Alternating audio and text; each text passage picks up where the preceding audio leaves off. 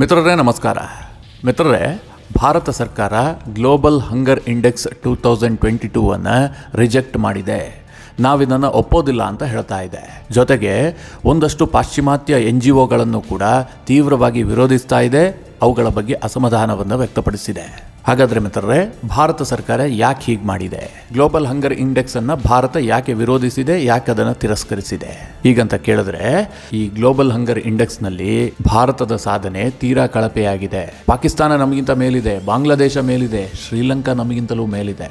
ಭಾರತ ಅತ್ಯಂತ ಕಳಪೆ ಸಾಧನೆ ಮಾಡಿದೆ. ಹೀಗಾಗಿ ಭಾರತ ಸರ್ಕಾರ ಇದನ್ನ ತಿರಸ್ಕಾರ ಮಾಡಿದೆ. ಇದು ಸರಿಯಾಗಿಲ್ಲ, ಈ ಹಂಗರ್ ಇಂಡೆಕ್ಸ್ ಸರಿಯಾಗಿಲ್ಲ ಹೀಗಂತ ಭಾರತ ಸರ್ಕಾರ ಹೇಳ್ತಾ ಇದೆ.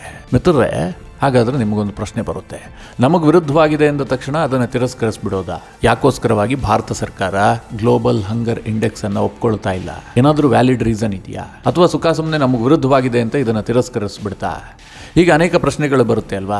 ಈ ವಿಚಾರದ ಬಗ್ಗೆ ನಿಮಗೊಂದಷ್ಟು ಮಾಹಿತಿಯನ್ನು ಕೊಡುವಂಥ ಪ್ರಯತ್ನ ಮಾಡ್ತೀನಿ. ನೀವು ಈ ವಿಡಿಯೋನ ಕೊನೆವರೆಗೂ ಮಿಸ್ ಮಾಡ್ತೀನಿ ನೋಡಿ. ಮಿತ್ರರೇ, ಪಾಶ್ಚಿಮಾತ್ಯ ದೇಶಗಳು ಭಾರತವನ್ನ ಕೆಳಮಟ್ಟದಲ್ಲಿ ಇಡಬೇಕು, ಭಾರತೀಯರು ಎದ್ದು ನಿಲ್ಲಬಾರದು, ಈ ರೀತಿಯ ಒಂದು ಪ್ರಯತ್ನವನ್ನ ಅಲ್ಲಿನ ದೇಶಗಳು, ಅಲ್ಲಿನ ಸರ್ಕಾರಗಳು ನಿರಂತರವಾಗಿ ಮಾಡ್ತಾನೆ ಇದ್ದಾವೆ. ಕೇವಲ ಮಿತ್ರರೇ, ಅಲ್ಲಿನ ಸರ್ಕಾರಗಳು ಮಾತ್ರ ಅಲ್ಲ, ಅಲ್ಲಿನ NGOಗಳು ಕೂಡ ಇದೇ ಪ್ರಯತ್ನದಲ್ಲಿದ್ದಾವೆ. ಭಾರತೀಯರ ಸ್ವಾಭಿಮಾನಕ್ಕೆ ಧಕ್ಕೆ ತರಬೇಕು, ಭಾರತೀಯರು ಬಡವರಾಗೇ ಇರಬೇಕು ಅನ್ನುವಂಥದ್ದು ಅಲ್ಲಿನ ಪ್ರತಿಯೊಬ್ಬರ ಬಯಕೆ, ಅವರ ಮಾನಸಿಕತೆಯೇ ಆ ಥರ ಇದೆ. ಇದಕ್ಕೋಸ್ಕರವಾಗಿ ಅವರು ಅನೇಕ ರೀತಿಯ ತಂತ್ರಗಾರಿಕೆ ಮಾಡ್ತಾ ಇರ್ತಾರೆ. ಇದರ ಒಂದು ಭಾಗವೇ ಈ ಗ್ಲೋಬಲ್ ಹಂಗರ್ ಇಂಡೆಕ್ಸ್. ಈ ಗ್ಲೋಬಲ್ ಹಂಗರ್ ಇಂಡೆಕ್ಸ್ ಅಂದ್ರೆ ಆ ದೇಶದಲ್ಲಿ ಎಷ್ಟು ಜನ ಹಸಿವಿನಿಂದ ಇದ್ದಾರೆ ಅನ್ನುವಂಥದ್ದನ್ನ ಸೂಚಿಸುವಂತದ್ದು. ಮಿತ್ರರೇ, ಒಂದು ಯೋಚನೆ ಮಾಡಿ. ಆರಂಭದಲ್ಲಿ ನಿಮಗೊಂದು ಮಾತು ಹೇಳ್ತೇನೆ. ಇವತ್ತು ಶ್ರೀಲಂಕಾ ಅವರಿಗೆ ಗ್ಲೋಬಲ್ ಹಂಗರ್ ಇಂಡೆಕ್ಸ್ ನಲ್ಲಿ 64ನೇ ರ್ಯಾಂಕ್ ಸಿಕ್ಕಿದೆ. ಭಾರತದ್ದು 107ನೇ ರ್ಯಾಂಕ್. ನಿಮ್ಮ ಮನಸ್ಸಲ್ಲಿ ಈಗ ಬಂದಿರುತ್ತೆ, ಶ್ರೀಲಂಕಾ ಪರಿಸ್ಥಿತಿ ಹೇಗಿತ್ತು? ಶ್ರೀಲಂಕಾ ಬ್ಯಾಂಕ್ ಕರಪ್ಟ್ ಆಗಿತ್ತು, ಅವ್ರಿಗೆ ತಿನ್ನೋದಕ್ಕೆ ಆಹಾರ ಇರಲಿಲ್ಲ, ಪೆಟ್ರೋಲ್ ಇರಲಿಲ್ಲ, ಜನರಿಗೆ ಉದ್ಯೋಗ ಕೂಡ ಇರಲಿಲ್ಲ. ಈ ಸಂದರ್ಭದಲ್ಲಿ ಭಾರತ ಮಿಲಿಯನ್ ಗಟ್ಟಲೆ ಹಣವನ್ನ ಶ್ರೀಲಂಕಾಗೆ ದಾನ ಮಾಡಿದೆ. ಶ್ರೀಲಂಕಾದಲ್ಲಿ ಪೆಟ್ರೋಲ್ ಬಂಕ್ ಅನ್ನ ಭಾರತ ಓಪನ್ ಮಾಡಿದೆ. ಅವರಿಗೆ ಆಹಾರ ವಸ್ತುಗಳ ಪೂರೈಕೆಯನ್ನ ಭಾರತ ಮಾಡಿದೆ. ನಿರಂತರವಾಗಿ ಶ್ರೀಲಂಕಾ ಸರ್ಕಾರಕ್ಕೆ ಭಾರತ ಸಹಾಯ ಮಾಡಿದೆ. ಇನ್ನೊಂದು ಕಡೆ ಅಫ್ಘಾನಿಸ್ತಾನದಲ್ಲಿ ತಾಲಿಬಾನಿಗಳ ಆಡಳಿತ ಬಂದ ಬಳಿಕ ಇಡೀ ವಿಶ್ವ ಅಫ್ಘಾನಿಸ್ತಾನವನ್ನ ಕೈಬಿಡ್ತು. ಆದರೂ ಕೂಡ ಭಾರತ ಕೈಬಿಟ್ಟಿಲ್ಲ. ಅಫ್ಘಾನಿಸ್ತಾನದ ಜನರಿಗೆ ಅನುಕೂಲ ಆಗಲಿ ಅಂತ ಹೇಳಿ ಸಾವಿರಾರು ಟನ್ ಗೋಧಿಯನ್ನ ಅಫ್ಘಾನಿಸ್ತಾನಕ್ಕೆ ಭಾರತ ರವಾನಿಸಿದೆ. ಅಫ್ಘಾನಿಸ್ತಾನಕ್ಕೆ ಮೆಡಿಕಲ್ ಕಿಟ್ಗಳನ್ನು ರವಾನಿಸಿದೆ. ಇನ್ನೊಂದು ಕಡೆಯಲ್ಲಿ ಪಾಕಿಸ್ತಾನಕ್ಕೆ ಈ ಗ್ಲೋಬಲ್ ಹಂಗರ್ ಇಂಡೆಕ್ಸ್ ನಲ್ಲಿ 99ನೇ ರ್ಯಾಂಕ್ ಬಂದಿದೆ. ಭಾರತಕ್ಕೆ 107ನೇ ರ್ಯಾಂಕ್. ಭಾರತಕ್ಕಿಂತಲೂ ಕೂಡ ಈ ರ್ಯಾಂಕಿಂಗ್ ನಲ್ಲಿ ಪಾಕಿಸ್ತಾನ ಮೇಲಿದೆ. ಮಿತ್ರರೇ, ಪಾಕಿಸ್ತಾನ ಇವತ್ತು ವಿಶ್ವದ ಮುಂದೆ ಭಿಕ್ಷೆ ಬೇಡ್ತಾ ಇದೆ. ನಮಗೆ ನೆರೆ ಬಂದಿದೆ, ಪರಿಹಾರ ಕೊಡಿ ಅಂತ ಕೇಳ್ತಾ ಇದೆ. ಪಾಕಿಸ್ತಾನದ ಕರೆನ್ಸಿ ಡಾಲರ್ ಎದುರು ಪಾತಾಳಕ್ಕೆ ಸೇರ್ಬಿಟ್ಟಿದೆ. ಅವ್ರ ಹತ್ರ ಒಂದು ಸುಸೂತ್ರವಾದ ಎಕಾನಮಿ ಇಲ್ಲ, ತಿನ್ನೋದಕ್ಕೆ ಆಹಾರ ಇಲ್ಲ, ಬೆಲೆ ಏರಿಕೆಯಿಂದಾಗಿ ಜನ ತತ್ತರಿಸೋಗಿದ್ದಾರೆ. 1 ಲೀಟರ್ ಹಾಲು ಕೊಳ್ಳೋಣ ಅಂದ್ರೆ ಅವ್ರ ಹತ್ರ ದುಡ್ಡಿಲ್ಲ. ಇಂಥ ಪರಿಸ್ಥಿತಿಯಲ್ಲಿ ಪಾಕಿಸ್ತಾನ ಇದೆ. ಇನ್ನು ಬಾಂಗ್ಲಾದೇಶ ಪಾಕಿಸ್ತಾನ ಶ್ರೀಲಂಕಾಗೆ ಹೋಲಿಸಿದ್ರೆ ಸ್ವಲ್ಪ ಉತ್ತಮವಾಗಿದೆ. ಆದರೆ ಬಾಂಗ್ಲಾದೇಶವೂ ಕೂಡ ಸಾಲದ ಸುಳಿಯಲ್ಲಿ ಸಿಲುಕ್ತಾ ಇದೆ. IMF ಮುಂದೆ ಬೆಗ್ ಮಾಡ್ತಾ ಇದೆ. ಭಾರತ ದೊಡ್ಡ ಪ್ರಮಾಣದಲ್ಲಿ ಬಾಂಗ್ಲಾದೇಶಕ್ಕೆ ಆಹಾರ ಉತ್ಪನ್ನವನ್ನು ಕಳಿಸ್ಕೊಡುತ್ತೆ. ನಮ್ಮ ನಡುವೆ ವ್ಯಾಪಾರ ಸಂಬಂಧ ಇದೆ. ಈ ಎಲ್ಲ ದೇಶಗಳು ಭಾರತಕ್ಕಿಂತ ಮೇಲಿದ್ದಾವೆ ರ್ಯಾಂಕಿಂಗ್ ನಲ್ಲಿ. ಈ ದೇಶಗಳಲ್ಲಿ ಹಸಿವಿಲ್ವಂತೆ, ಆದರೆ ಭಾರತದಲ್ಲಿ ಹಸಿವಿದೆಯಂತೆ. ಭಾರತದಲ್ಲಿ ಜನ ಹಸಿವಿನಿಂದ ಮಲಗ್ತಾ ಇದ್ದಾರಂತೆ. ಭಾರತದಲ್ಲಿ ಒಂದು ಹೊತ್ತಿನ ಊಟಕ್ಕೆ ಕಷ್ಟ ಇದೆಯಂತೆ. ಹೀಗಂತ ಯಾರು ಹೇಳಿದ್ದು? ವಿಶ್ವಸಂಸ್ಥೆ ಹೇಳಿದ್ದಲ್ಲ ಮಿತ್ರರೇ. ಈ ಗ್ಲೋಬಲ್ ಹಂಗರ್ ಇಂಡೆಕ್ಸ್ ಅನ್ನ ವಿಶ್ವಸಂಸ್ಥೆ ರೂಪಿಸಿದ್ದಲ್ಲ, ಅಥವಾ ವಿಶ್ವಸಂಸ್ಥೆಯ ಯಾವುದೋ ಅಂಗಸಂಸ್ಥೆಯೂ ಕೂಡ ಈ ಇಂಡೆಕ್ಸ್ ಅನ್ನ ಕೊಟ್ಟಿದ್ದಲ್ಲ. ಬದಲಾಗಿ ಯಾರು ಕೊಟ್ಟಿದ್ದು? ಯುರೋಪ್ನ 2 NGOಗಳು ನೀಡಿರುವಂಥದ್ದು. ಒಂದು ಐರ್ಲೆಂಡ್ ಮೂಲದ NGO, ಇನ್ನೊಂದು ಜರ್ಮನ್ ಮೂಲದ NGO. ಈ 2 ಸೇರಿಕೊಂಡು ಗ್ಲೋಬಲ್ ಹಂಗರ್ ಇಂಡೆಕ್ಸ್ ಅನ್ನು ರೂಪಿಸಿದ್ದಾವೆ. ಮಿತ್ರರೇ, ಗ್ಲೋಬಲ್ ಹಂಗರ್ ಇಂಡೆಕ್ಸ್ ನಲ್ಲಿ ಎಲ್ಲ ದೇಶಗಳು ಭಾಗಿಯಾಗ್ತಾವ ಕೇಳಿದ್ರೆ ಇಲ್ಲ. ಇವರು ಒಂದಷ್ಟು ದೇಶನ ಕೈ ಬಿಟ್ಬಿಟ್ಟಿದ್ದಾರೆ. America, Canada, France, UK, Germany, Italy, Japan, Australia, ಹೀಗೆ ಯುರೋಪ್ನ ಅನೇಕ ದೇಶಗಳು ಮತ್ತೆ ಕೆಲ ದೇಶಗಳನ್ನ ಈ ಹಂಗರ್ ಇಂಡೆಕ್ಸ್ ನಲ್ಲಿ ಭಾಗಿಯಾಗೋದಿಲ್ಲ. ಯಾಕೆ ಅಂತಂದ್ರೆ ಇವರೆಲ್ಲ ಡೆವಲಪ್ ಆಗಿ ಹೋಗಿದ್ದಾರೆ. ಅಲ್ಲಿ ಹಸಿವೇ ಇಲ್ಲ, ಜನರಿಗೆ ಹಸಿವಿನ ಸಮಸ್ಯೆಯೇ ಇಲ್ಲ, ಅವ್ರಿಗೆ ತಿನ್ನೋದಕ್ಕೆ ಹೆಚ್ಚಾಗಿದೆ ಹೀಗಂತ ಈ ಇಂಡೆಕ್ಸ್ ಭಾವಿಸುತ್ತೆ. ಹೀಗಾಗಿ ಈ ಯಾವ ದೇಶಗಳನ್ನು ಕೂಡ ಈ ಇಂಡೆಕ್ಸ್ಗೆ ಒಳಪಡಿಸೋದಿಲ್ಲ. ಬದಲಾಗಿ ಅಫ್ಘಾನಿಸ್ತಾನ, ಬಾಂಗ್ಲಾದೇಶ, ಭಾರತ, ವಿಯೆಟ್ನಾಂ, ದಕ್ಷಿಣ ಏಷ್ಯಾದ ದೇಶಗಳು, ಮಧ್ಯ ಏಷ್ಯಾದ ದೇಶಗಳು, ಆಫ್ರಿಕಾದ ದೇಶಗಳು, ದಕ್ಷಿಣ ಅಮೆರಿಕಾದ ದೇಶಗಳು, ಇವುಗಳನ್ನೇ ಗುರಿಯಾಗಿಸಿ ರೂಪಿಸಿರುವಂತ ಇಂಡೆಕ್ಸ್ ಇದು. ಮಿತ್ರರೇ, ಇವರು ಎಲ್ಲಿಂದ ಮಾಹಿತಿ ಕಲೆ ಹಾಕ್ತಾರೆ? ಭಾರತದೊಳಗೆ ಬಂದು ಇಲ್ಲಿ ಯಾವುದೋ ಹಳ್ಳಿ ಮೂಲೆಗೆ ಬಂದು ಇವರು ಮಾಹಿತಿಯನ್ನ ಕಲೆ ಹಾಕ್ತಾರ ಕೇಳಿದ್ರೆ ಖಂಡಿತವಾಗ್ಲೂ ಇಲ್ಲ. ಇವರು food and agriculture organisation, WHO, UNICEF, World Bank, ಈ ಎಲ್ಲ ಮೂಲಗಳಿಂದ ಮಾಹಿತಿಯನ್ನು ಕಲೆ ಹಾಕ್ತಾರೆ. ಇದರಲ್ಲಿ ಇವರಿಗೆ ಬೇಕಾದ ಅಂಶಗಳನ್ನು ತೆಗೆದುಕೊಂಡು ಇವರು ಈ ರ್ಯಾಂಕಿಂಗ್ ಅನ್ನು ನೀಡ್ತಾರೆ. ಮುಖ್ಯವಾಗಿ ಇವರು ಗಮನಿಸುವ ಅಂಶ ಏನು ಗೊತ್ತಾ? ಆ ದೇಶದಲ್ಲಿ ಮಕ್ಕಳು ಸೇವಿಸುವಂತಹ ಪೌಷ್ಟಿಕ ಆಹಾರ, 5 ವರ್ಷದ ಒಳಗಿನ ಮಕ್ಕಳ ಹೈಟ್ ಎಷ್ಟಿದೆ, 5 ವರ್ಷದ ಒಳಗಿನ ಮಕ್ಕಳ ವೆಯ್ಟ್ ಎಷ್ಟಿದೆ, ಶಿಶು ಮರಣ ದರ ಎಷ್ಟಿದೆ, ಈ 4 ಅಂಶಗಳನ್ನು ಪರಿಗಣಿಸಿ ಈ ರ್ಯಾಂಕಿಂಗ್ ಅನ್ನು ನೀಡಲಾಗುತ್ತೆ. ಮಿತ್ರರೇ, ಒಂದು ದೇಶದ ಹಸಿವನ್ನು ಅಳೆಯುವಂತದ್ದು ನೋಡಿ, ಇದೆಲ್ಲದನ್ನ ಕ್ಯಾಲ್ಕುಲೇಷನ್ ಮಾಡಿ ಇಡೀ ದೇಶದ ಹಸಿವಿಗೆ ಇಂಡೆಕ್ಸ್ ಕೊಡ್ತಾರೆ ಈ NGOಗಳು. ಮಿತ್ರರೇ, ಇದನ್ನ ಭಾರತ ಈಗ ಸಾರಾಸಗಟಾಗಿ ತಿರಸ್ಕರಿಸಿದೆ. ನಾವಿದನ್ನು ಒಪ್ಪೋದಿಲ್ಲ. ನೀವು ಭಾರತದ ಮಾನ ಮರ್ಯಾದೆ ಕಳೀಬೇಕು ಅಂತಲೇ ಈ ಇಂಡೆಕ್ಸ್ ನೀಡಿದಿರಿ. ಇದೊಂದು ಪೂರ್ವಾಗ್ರಹ ಪೀಡಿತ. ಇದರಲ್ಲಿ ಅನುಸರಿಸಿರುವಂತಹ ಕ್ರಮಗಳು ಸರಿಯಾಗಿಲ್ಲ. ಹೀಗಾಗಿ ಭಾರತ ಸರ್ಕಾರ ಇದನ್ನು ಒಪ್ಪೋದಿಲ್ಲ ಅಂತ ಹೇಳ್ತಾ ಇದೆ. ಕೇವಲ ಹೀಗೆ ಹೇಳಿಲ್ಲ ಮಿತ್ರರೇ, ಭಾರತ ಇದಕ್ಕೆ ವ್ಯಾಲಿಡ್ ರೀಸನ್ ಅನ್ನು ಕೂಡ ಕೊಟ್ಟಿದೆ. ಈ ಇಂಡೆಕ್ಸ್ ನಲ್ಲಿ 4 ಅಂಶಗಳು ಕೂಡ ಕೇವಲ ಮಕ್ಕಳಿಗೆ ಸಂಬಂಧಿಸಿದ್ದು, ಓವರ್ ಆಲ್ ಆಗಿ ಜನಸಂಖ್ಯೆಗೆ ಸಂಬಂಧಿಸಿದ್ದಲ್ಲ. ನಮ್ಮ ದೇಶದಲ್ಲಿ 135 ಕೋಟಿಗೂ ಹೆಚ್ಚು ಜನಸಂಖ್ಯೆ ಇದೆ. ಇದರಲ್ಲಿ ಮಕ್ಕಳಿರುವಂತದ್ದು ಬಹಳ ಕಡಿಮೆ. ಅದನ್ನು ಗಮನದಲ್ಲಿ ಇಟ್ಟುಕೊಂಡು ನೀವು ಈ ಇಂಡೆಕ್ಸ್ ಅನ್ನು ನೀಡಿದಿರಿ. ಜೊತೆಗೆ ಇದು ಫುಡ್ ಅಂಡ್ ಅಗ್ರಿಕಲ್ಚರ್ ಆರ್ಗನೈಸೇಷನ್ ನಿಂದ ಕಲೆ ಹಾಕಿರುವಂತ ಮಾಹಿತಿ. ಈ ಫುಡ್ ಅಂಡ್ ಅಗ್ರಿಕಲ್ಚರ್ ಆರ್ಗನೈಸೇಷನ್ ಏನ್ ಮಾಡುತ್ತೆ ಅಂತಂದ್ರೆ, ತೀರಾ ಚಿಕ್ಕದಾದ ಸ್ಯಾಂಪಲ್ ಅನ್ನು ತೆಗೆದುಕೊಂಡು ಮಾಹಿತಿಯನ್ನು ತೆಗೆದುಕೊಂಡಿರುತ್ತೆ. ಈ ಫುಡ್ ಅಂಡ್ ಅಗ್ರಿಕಲ್ಚರ್ ಆರ್ಗನೈಸೇಷನ್ ನಮ್ಮ ದೇಶದ ಕೇವಲ 3,000 ಸ್ಯಾಂಪಲ್ಗಳನ್ನು ತೆಗೆದುಕೊಂಡು ಈ ಮಾಹಿತಿಯನ್ನು ಕಲೆ ಹಾಕಿದೆ. ಭಾರತ 135 ಕೋಟಿ ಜನರಿರುವಂತ ದೇಶ. ಇದರಲ್ಲಿ 3,000 ಸ್ಯಾಂಪಲ್ ಯಾವ ಮೂಲೆಗೆ ತಟ್ಟುತ್ತೆ? ಹೀಗಾಗಿ ನಾವು ಈ ಇಂಡೆಕ್ಸ್ ಅನ್ನು ಒಪ್ಪೋದಿಲ್ಲ ಹೀಗಂತ ಭಾರತ ಸರ್ಕಾರ ಹೇಳ್ತಾ ಇದೆ. ಇದು ನಿಜವೂ ಮಿತ್ರರೇ. 135 ಕೋಟಿ ಇರುವಂಥ ಈ ದೇಶದಲ್ಲಿ ಕೇವಲ ಒಂದು 3,000 ಜನರನ್ನ ಲೆಕ್ಕ ಹಾಕಿಕೊಂಡು ಭಾರತದಲ್ಲಿ ಹಸಿವಿದೆ, ಜನ ಊಟ ಇಲ್ಲದೆ ನಿದ್ದೆ ಮಾಡ್ತಾ ಇದ್ದಾರೆ ಅಂತ ಹೇಳೋದಕ್ಕೆ ಸಾಧ್ಯವಾ? ಖಂಡಿತವಾಗ್ಲೂ ಇಲ್ಲ. ಅಂದ್ರೆ ಈ ಸರ್ವೆಯನ್ನು ಇಟ್ಟುಕೊಂಡು ಜಾಗತಿಕ ಮಟ್ಟದಲ್ಲಿ ಭಾರತದ ಮಾನವನ್ನ ಹರಾಜು ಹಾಕುವ ಒಂದು ಪ್ರಯತ್ನ ನಡೀತಾ ಇದೆ. ಇದಕ್ಕೋಸ್ಕರವಾಗಿ ಭಾರತ ಸರ್ಕಾರ ಸಾರಾಸಗಟಾಗಿ ಈ ಇಂಡೆಕ್ಸ್ ಅನ್ನು ತಿರಸ್ಕರಿಸಿದೆ. ಮಿತ್ರರೇ, ಈ ದೇಶದಲ್ಲಿ ಜನ ಹಸಿವಿನಿಂದ ಬಳಲಬಾರದು, ಹಸಿವಿನಿಂದ ಮಲಗಬಾರದು ಅಂತ ಹೇಳಿ ಈ ದೇಶದ ಸರ್ಕಾರಗಳು ಅನೇಕ ಯೋಜನೆಗಳನ್ನು ಜಾರಿಗೆ ತಂದಿದ್ದಾವೆ.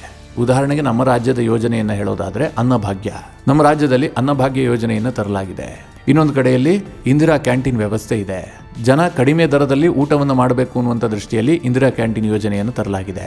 ಹಾಗೆ ಕೇಂದ್ರ ಸರ್ಕಾರದ ಯೋಜನೆಯನ್ನು ಹೇಳೋದಾದ್ರೆ, ಕೋವಿಡ್ ಸಂದರ್ಭದಲ್ಲಿ ಜನರಿಗೆ ಆಹಾರ ಸಿಗ್ತಾ ಇಲ್ಲ ಅಂತ ಹೇಳಿ 80 ಕೋಟಿ ಜನರಿಗೆ ಉಚಿತವಾಗಿ ಆಹಾರ ಧಾನ್ಯವನ್ನು ಕೇಂದ್ರ ಸರ್ಕಾರ ಪೂರೈಕೆ ಮಾಡಿದೆ. PM ಗರೀಬ್ ಕಲ್ಯಾಣ ಯೋಜನೆಯಲ್ಲಿ ಪ್ರತಿಯೊಬ್ಬ ವ್ಯಕ್ತಿಗೂ ಕೂಡ 5 kg ಆಹಾರ ಧಾನ್ಯವನ್ನು ಕೇಂದ್ರ ಸರ್ಕಾರ ವಿತರಣೆ ಮಾಡಿದೆ. ಅಂದ್ರೆ ಈ ದೇಶದಲ್ಲಿ ಸರ್ಕಾರ ಆಹಾರಕ್ಕಾಗಿ ಅನೇಕ ರೀತಿಯ ಯೋಜನೆಯನ್ನು ತಂದಿದೆ. ಜನರು ಇವತ್ತು ಹಸಿವಿನಿಂದ ಸಾಯ್ತಾ ಇಲ್ಲ. ಜನರಿಗೆ ಉತ್ತಮವಾದ ಪೌಷ್ಟಿಕ ಆಹಾರ ಸಿಗ್ತಾ ಇದೆ ಅಂತ ನಾನು ಹೇಳ್ತಾ ಇಲ್ಲ. ಯಾಕೆ ಅಂತಂದ್ರೆ ನಮ್ಮ ಜನರಲ್ಲಿ ಅನಕ್ಷರತೆ ಇದೆ, ಅರಿವಿನ ಕೊರತೆ ಇದೆ. ಹೀಗಾಗಿ ಜನ ಪೌಷ್ಟಿಕ ಆಹಾರವನ್ನು ಸೇವಿಸ್ತಾ ಇಲ್ಲ. ಅವರವರು ಪ್ರದೇಶಕ್ಕೆ ಸರಿಯಾಗಿ ಅವರವರಿಗೆ ಅನುಕೂಲ ಇರುವಂಥ ಆಹಾರವನ್ನು ಜನ ಸೇವಿಸ್ತಾ ಇದ್ದಾರೆ. ಪ್ರತಿದಿನವೂ ನಮ್ಮ ಜನ ಎದ್ದು ಬಾದಾಮಿ, ಗೋಡಂಬಿ, ಪಿಸ್ತಾ ತಿಂತಾರೆ ಅಂತ ನಾನು ಹೇಳೋದಿಲ್ಲ. ಆದರೆ ಹಸಿವಿದೆ, ಹಸಿವಿನಿಂದ ಜನ ಸಾಯ್ತಾ ಇದ್ದಾರೆ ಅಂದರೆ ಒಪ್ಪೋದಕ್ಕೆ ಸಾಧ್ಯ ಇಲ್ಲ. ಪಾಕಿಸ್ತಾನದಲ್ಲಿ ಈ ವಿಚಾರ ಇದೆ. ಪಾಕಿಸ್ತಾನದಲ್ಲಿ ಇವತ್ತಿಗೂ ಕೂಡ ಹಸಿವು ತೀವ್ರ ಸ್ವರೂಪದಲ್ಲಿದೆ. ಅನ್ನ ಆಹಾರಕ್ಕಾಗಿ ಬಳಲುವಂಥ ಸ್ಥಿತಿ ಇದೆ. ಬಾಂಗ್ಲಾದೇಶದಲ್ಲಿದೆ, ಶ್ರೀಲಂಕಾದಲ್ಲಿದೆ. ಆದರೆ ಭಾರತದಲ್ಲಿ ಆ ದೇಶಗಳಿಗೆ ಹೋಲಿಸಿದ್ರೆ ಅಷ್ಟು ಕಳಪೆ ಪರಿಸ್ಥಿತಿ ಇಲ್ಲ. ನಮ್ಮ ಜನರ ಹೊಟ್ಟೆ ಹೊರಿತಾ ಇದೆ, ಆದರೆ ಅವರ ಜೀವನ ಮಟ್ಟ ಸುಧಾರಿಸಿಲ್ಲ. ಇದನ್ನ ಪ್ರತಿಯೊಬ್ಬರು ಒಪ್ಕೊಳ್ಬೇಕು. ಇವತ್ತೆಲ್ಲರೂ ಕೂಡ ಕಾರ್ನಲ್ಲಿ ಓಡಾಡೋದಕ್ಕೆ ಸಾಧ್ಯ ಆಗ್ತಾ ಇಲ್ಲ. ಎಲ್ಲರೂ ಕೂಡ ಐಷಾರಾಮಿ ಬಂಗ್ಲೆಯಲ್ಲಿ ಇರೋದಕ್ಕೆ ಸಾಧ್ಯ ಆಗ್ತಾ ಇಲ್ಲ. ಆದರೆ ಪ್ರತಿಯೊಬ್ಬ ಕೂಡ ಊಟ ಮಾಡಿ ಮಲಗ್ತಾ ಇದ್ದಾನೆ. ಆದರೆ ಇನ್ನೂ ಕೂಡ ಭಾರತದಲ್ಲಿ ಹಸಿವಿದೆ, ಭಾರತೀಯರು ಸಂಕಷ್ಟದಲ್ಲಿದ್ದಾರೆ ಅಂತ ಈ NGOಗಳು ವಿಶ್ವಮಟ್ಟದಲ್ಲಿ ತೋರಿಸುವಂತ ಒಂದು ಪ್ರಯತ್ನ ಮಾಡ್ತಾ ಇದ್ದಾರೆ. ಹೀಗಾಗಿ ಭಾರತ ಸರ್ಕಾರ ಇದನ್ನ ಸಾರಾಸಗಟಾಗಿ ತಿರಸ್ಕರಿಸಿದೆ. ಮಿತ್ರರೇ, ಇನ್ನೊಂದು ಭಾರತೀಯರ ಮನಸ್ಥಿತಿಯನ್ನು ಕೂಡ ನಿಮಗೆ ಹೇಳಬೇಕು. ಮಿತ್ರರೇ, ಈ ಸರ್ವೆ ಮಾಡುವ ಸಂದರ್ಭದಲ್ಲಿ ಏನಾಗುತ್ತೆ ಗೊತ್ತಾ? ಯಾರಾದರೂ ಬಂದು ನೀವು ತುಂಬ ಚೆನ್ನಾಗಿ ಊಟ ಮಾಡ್ತಾ ಇದ್ದೀರಾ, ನಿಮ್ಗೆ ಒಳ್ಳೆ ರೀತಿಯ ಊಟ ಇದೆಯಾ ಕೇಳಿದ್ರೆ, ಎಲ್ಲಿ ಬೇಡಣ, ನಮಗೇನು ಸಿಗ್ತಾ ಇಲ್ಲ, ಕಷ್ಟ. ಹೀಗೆ ನಮ್ಮ ದೇಶದ ಜನರಿಗೆ ಕಷ್ಟ ಹೇಳ್ಕೊಳ್ಳೋದು ಒಂದು ಖಯಾಲಿ ಆಗಿಬಿಟ್ಟಿದೆ. ಇವರಿಗೆ ಈ ಸರ್ಕಾರಗಳು ಕೊಟ್ಟು ಕೊಟ್ಟು ಕೊಟ್ಟು ಕೊಟ್ಟು ಎಲ್ಲದೂ ಉಚಿತವಾಗಿ ಸಿಗಬೇಕು ಅನ್ನುವಂಥ ಬಯಕೆಯೂ ಕೂಡ ಜಾಸ್ತಿ ಆಗ್ತಾ ಇದೆ. ದುಡಿದು ತಿನ್ನಬೇಕು ಅನ್ನುವಂಥ ಮನಸ್ಥಿತಿ ಕಡಿಮೆ ಆಗ್ತಾ ಇದೆ. ಇದು ನಮ್ಮ ದೇಶದ ಬಹುಪಾಲು ಜನರ ಮಾನಸಿಕತೆ. ಹೀಗಾಗಿ ಈ ಸರ್ವೆ ನಡೆಸೋದು ಕೂಡ ಈ ದೇಶದಲ್ಲಿ ಕಷ್ಟ. ಇನ್ನು ಮಿತ್ರರೇ, ಈ ದೇಶದಲ್ಲಿ ಸಮಸ್ಯೆಗಳಿಲ್ವಾ ಕೇಳಿದ್ರೆ ಖಂಡಿತವಾಗ್ಲೂ ಕೆಲವೊಂದಷ್ಟು ಸಮಸ್ಯೆ ಇದೆ.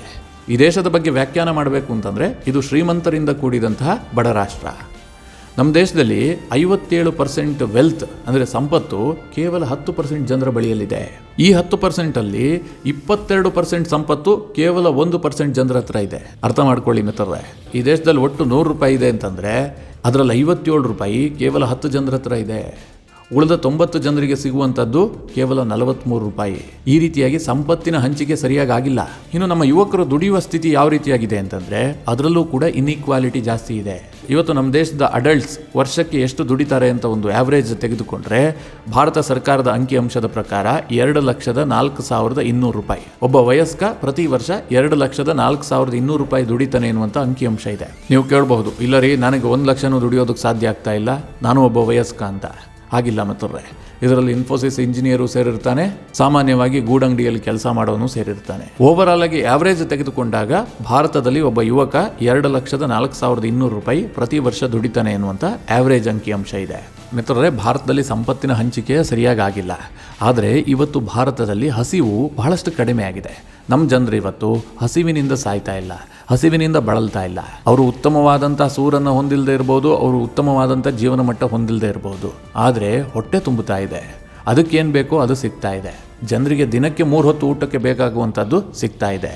ನಮ್ಮ ದೇಶದ ಜನರೇ ಹಸಿವಿನಿಂದ ಸಾಯ್ತಾ ಇದ್ದಿದ್ರೆ ಭಾರತ ಯಾಕೆ ಈ ಮಟ್ಟಿನಲ್ಲಿ ಆಹಾರ ಉತ್ಪನ್ನವನ್ನು ವಿದೇಶಕ್ಕೆ ರಫ್ತು ಮಾಡ್ತಾ ಇತ್ತು? ಇವತ್ತು ಭಾರತ ಆಫ್ಘಾನಿಸ್ತಾನಕ್ಕೆ ಗೋಧಿ ಕೊಡ್ತಾ ಇದೆ, ಗಲ್ಫ್ ರಾಷ್ಟ್ರಕ್ಕೆ ಆಹಾರ ಧಾನ್ಯವನ್ನು ಕಳಿಸ್ತಾ ಇದೆ, Iran, Sudan, Indonesia, Korea, Malaysia, Sri Lanka ಹೀಗೆ ಅನೇಕ ದೇಶಗಳಿಗೆ ಆಹಾರ ಉತ್ಪನ್ನಗಳನ್ನು ಭಾರತ ರಫ್ತು ಮಾಡ್ತಾ ಇದೆ. ಭಾರತದಲ್ಲೇ ಜನರಿಗೆ ತಿನ್ನೋದಕ್ಕೆ ಆಹಾರ ಇಲ್ಲ ಅಂತಾಗಿದ್ರೆ ಈ ಥರ ಲಕ್ಷಾಂತರ ಟನ್ ಆಹಾರವನ್ನು ವಿದೇಶಗಳಿಗೆ ಯಾಕೆ ರಫ್ತು ಮಾಡ್ತಾ ಇತ್ತು? ಆದರೆ ಇದನ್ನೆಲ್ಲ ಈ ಗ್ಲೋಬಲ್ ಹಂಗರ್ ಇಂಡೆಕ್ಸ್ ಗಣನೆಗೆ ತೆಗೆದುಕೊಂಡಿಲ್ಲ. ಕೇವಲ 4 ಅಂಶವನ್ನು ಇಟ್ಟುಕೊಂಡು ಈ ಇಂಡೆಕ್ಸನ್ನು ರೂಪಿಸಿದ್ದಾರೆ. ಈ ಕಾರಣದಿಂದಾಗಿ ಭಾರತ ಸರ್ಕಾರ ಗ್ಲೋಬಲ್ ಹಂಗರ್ ಇಂಡೆಕ್ಸನ್ನು ತಿರಸ್ಕರಿಸಿದೆ. ನಾವಿದನ್ನು ಒಪ್ಪೋದಿಲ್ಲ ಅಂತ ಭಾರತ ಸರ್ಕಾರ ಹೇಳ್ತಾ ಇದೆ.